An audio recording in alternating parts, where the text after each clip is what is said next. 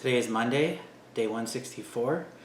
Now I talked about this a few weeks ago, actually about 7 weeks ago, is when I first got Strava, one of the things that they recommend is you calculate your functional threshold power, your FTP.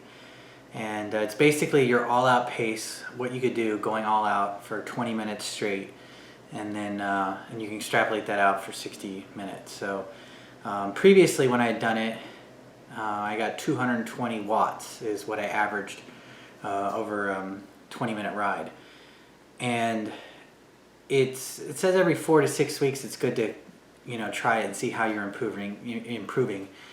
And so I've been kind of avoiding it because it's a really shitty 20 minutes, if you will, because you're basically pedaling as hard as possible for 20 minutes, which is just, I mean, it's absolutely brutal. So, but I felt like since yesterday I had kind of taken it a little easier and gotten mileage up. My legs are feeling pretty good this evening, so I decided it was a good time to try it. Plus, if I did 2 rides today, a 10-minute warm-up into the 20-minute brutal ride, it put me on track to hit my 200th ride this weekend in a live class like Saturday morning, which I think, I'd like, they oftentimes announce like, oh, it's so-and-so's 200th ride today. So anyway, that was kind of some of the reasoning behind it. So I got my 2 rides in today, so I'll hit my 200th ride on Saturday. And so yeah, now this time I decided to go about it a little differently. The first time I did it, I was trying to just be consistent. What could I consistently pedal at?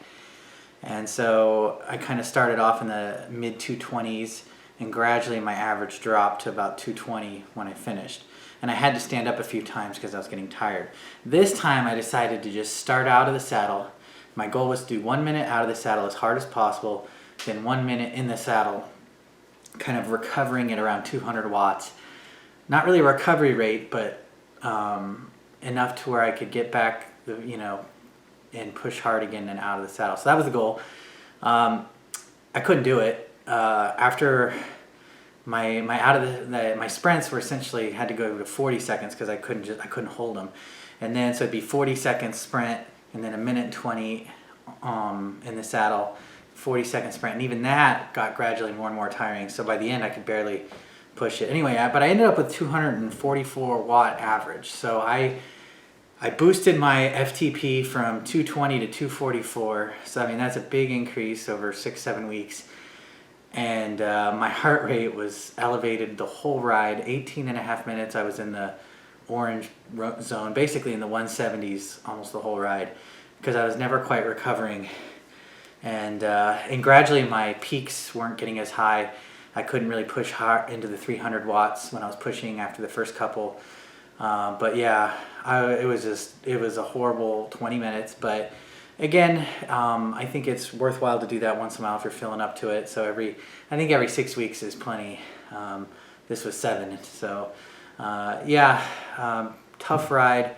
I'm sure my legs will be sore tomorrow. But again, I think it's good to gauge what you can do.